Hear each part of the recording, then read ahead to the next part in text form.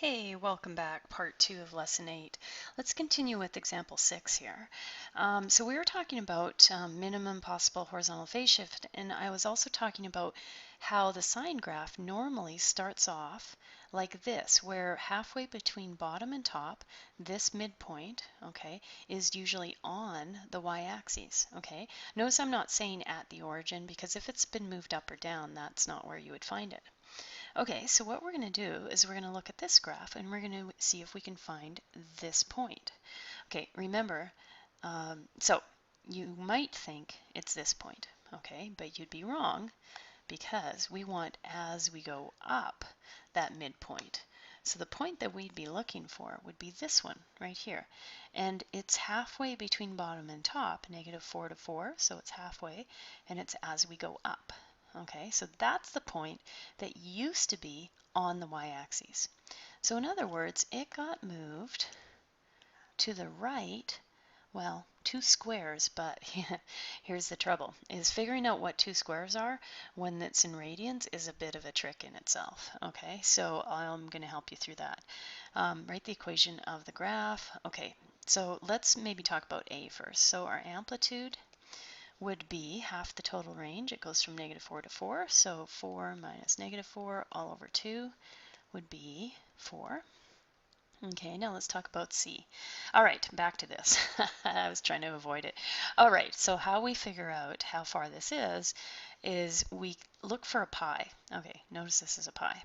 You count how many squares there are to pi. So we have 1, 2, 3, 4, 5, 6. So we have 6 squares to pi, which means each one of these would be 1/6 of a pi. So that would be 1 pi over 6, 2 pi over 6, 3 pi over 6, which reduces to pi over 2, 4 over 6, etc. But this is the one we need, 2 pi over 6. Now you may notice that that actually reduces. 2 goes into 6 3 times. So that's actually pi over 3 to the right. Okay, so our horizontal phase shift would be right pi over 3.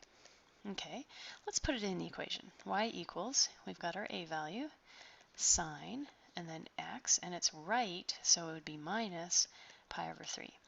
Now, let's say they were asking for just the C value.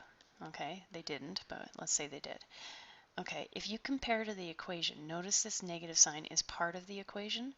So in other words, the C value would just be pi over 3, not negative pi over 3. All right, okay, let's take a look at part B. All right, so again, same graph. What's different about this one? Write the equation of the graph in the form, yada yada. So far it looks the same, it's still a sine function. Oh, if A is less than 0, and again, minimum possible horizontal phase shift. Oh, can we go back here to talk about what the minimum possible horizontal phase shift is? I picked this point, right, to be our point, but you know what? We could have picked this one too, because that's also halfway as you go up. But minimum possible horizontal phase shift would be the closest one of those to the y-axis. Okay, so that's why we went with 2 pi over 6 or pi over 3. All right, so back to this one. Okay, so what does A less than 0 have to do with this equation? So they're basically saying there's a negative in front of the sign. So y equals negative, and our amplitude would still be 4, right? But now it's -4. You know what that's implying? Is this graph was reflected over the x-axis. Okay, so originally it would have looked like this. That point from here would have been up here. This peak here would have been down here. I guess the x-intercepts would be the same, but it would look something like this. Okay, would have been what it looked like before it was reflected. Okay, so, okay, let's look at the blue graph then to figure out our phase shift. So we're still looking for midpoint as you go from bottom to top. That would be for the sine graph. Okay, so we were using this one, but if it was reflected, that would be now going down. We don't want that one anymore. Okay, this one. Is that the closest one to the y-axis? This would be the other one. Yeah, this one's closer. Okay, so this is the point that we want, halfway between bottom to top as we go up. All right, we need to figure out how far that is. 1, 2, 3, 4 squares. Each square was pi over 6, so it would be 4 pi over 6 to the left, and we could reduce that, right, to 2 pi over 3. Okay, let's put it in the equation. 4 sine x left, so plus 2 pi over 3. Now, let's say again, let's talk about that c value. Let's say they were asking what c was. If you compare to this equation, notice this sign is negative. Now it's positive, it's been changed. That means our c value would have been negative 2 pi over 3. Okay, just in case that comes up on a question. All right, next one, we're looking at a cosine function. Okay, so y equals cos x minus c for a greater than 0, so no funky reflection there. All right, a amplitude would still be 4, so that's not a problem. Y equals 4 cos. Okay, now cos is a slightly different graph. It's basically shifted from what a sine graph would be. So when you're asked to do the equation for a cosine graph, you're looking for the peak of your function to be on the y-axis. A little easier to spot those peaks too. So let's look for the closest peak to the y-axis. There's this peak and there's this peak, but this one is closer. So we need to figure out how far that was moved to the right. Okay, so again, count. We knew each square was pi over 6, so 1, 2, 3, 4, 5. So x, and it went to the right, so minus 5 pi over 6. And there we go. Cool. Okay, why don't you guys try D? We have to reflect the graph again, so remember that. And then we're looking for the peak after we do that. And you can write the equation for the phase shift. Okay, so pause your video and give that one a try.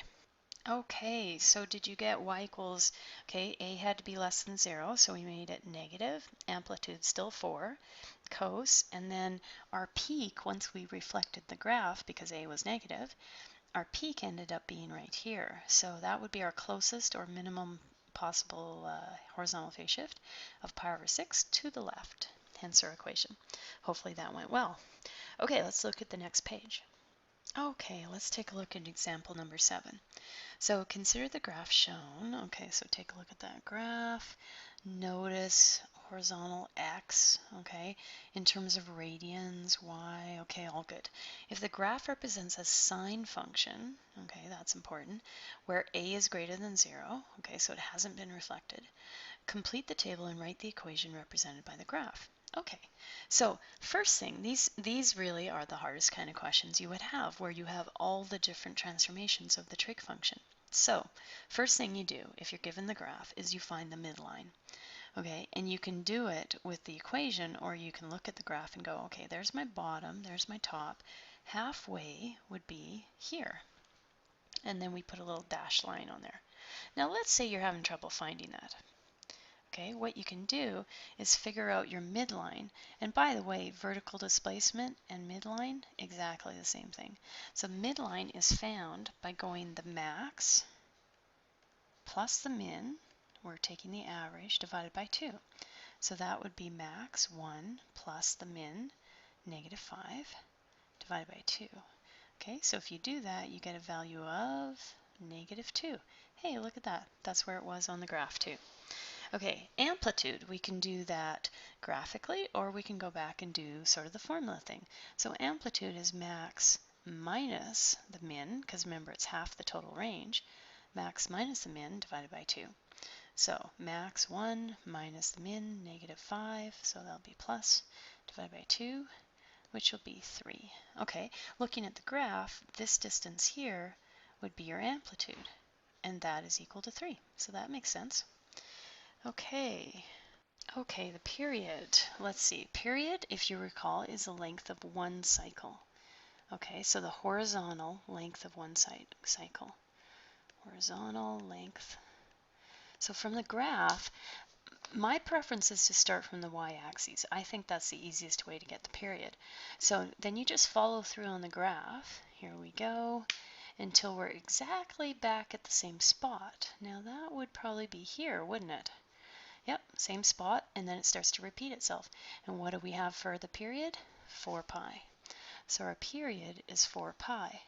Now you know, because we're going to get the equation, we're going to need the b value, because 4 pi is not the b value. B value, if we're working in radians, is going to be 2 pi, normal period for sine and cos, divided by our period, 4 pi. Okay, so what happens there? Pi divided by pi is 1. 2 divided by 4 is 1/2. So there's our b value. Okay, I left phase shift to the last because that's usually the hardest. Okay, so we're talking phase shift. First of all, before you even think about phase shift, you have to think about what kind of function this is. It's a sine function. So when you hear sine, you should think halfway between bottom and top should be on the y-axis. Okay, let's find that halfway point as we go up. I think it would be right here, wouldn't it? That should have been on the y-axis, so it must have got moved 1 square to the left. But you know how it's not as easy as 1 square, right? So we need to figure out how much each square is worth. All right, let's go back up to the axes. Here's our pi. How many squares to get to pi? 1, 2, 3. That would make each square pi over 3, right? 2 pi over 3. So if we've gone 1 square to the left, that would actually be pi over 3 to the left. There we go. Now we just need to write our equation.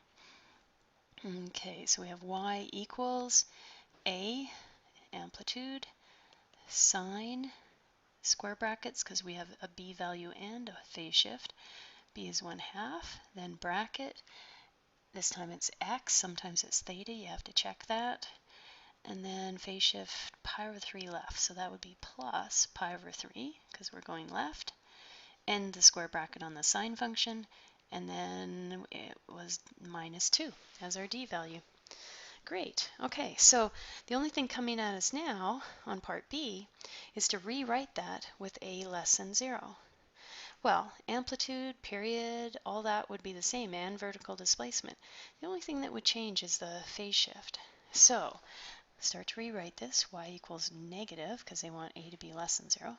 3 sine 1/2 x, leave our phase shift for a minute, and -2. Okay, so if it's been reflected, okay, let's go back up and take a look. If it's been reflected, that means this point used to be down here. This point used to be up here. That point would still be where it's at. So it would look kind of like that, and like that. Okay. And we're looking for halfway from bottom to top. Closest one to the y-axis, that's going down. We don't want that one. We want this one. Okay, so that would have been 1, 2, 3, 4, 5 squares to the right. Each square is pi over 3, so it would be 5 pi over 3 to the right, so minus. And there we go. That would be our equation.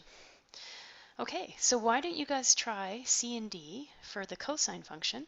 Give you a hint. It's the same graph, and that means amplitude, period, vertical displacement, all the same. You just have to think about the phase shift and what would be different with a cosine graph where a is greater than 0, and then for part D where a is less than 0.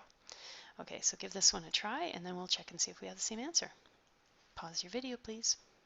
Okay, so we filled all that in. Like I said, everything was the same as above. One thing I want to mention is I found vertical displacement above by going max plus min divided by 2, and I wrote that as -2. That would be our d value. That's true, and that's fine. But if they're asking for vertical displacement, you would want to express that in this way as down 2, not -2. Okay, so everything's the same. This is what's different. So for a cosine function, you want to look at the peak, and the nearest one to the y-axis here would be this one here, which means it was moved 1, 2 squares. Each one's pi over 3, so 2 pi over 3 to the right. Then we reflect it, which means a is now negative. Don't forget the negative in front of the 3. And now instead of the peak, this valley would have been up here before, and that's the closest one to the y-axis. 1, 2, 3, 4, pi over 3 to the left. And there we go. Okay, let's look at the last page here. Okay, so we have one more example, but I noticed by the clock that we're almost at the 15-minute mark. So I'm going to finish up this one example in part 3, of lesson 8. So we'll do that one then. See you then.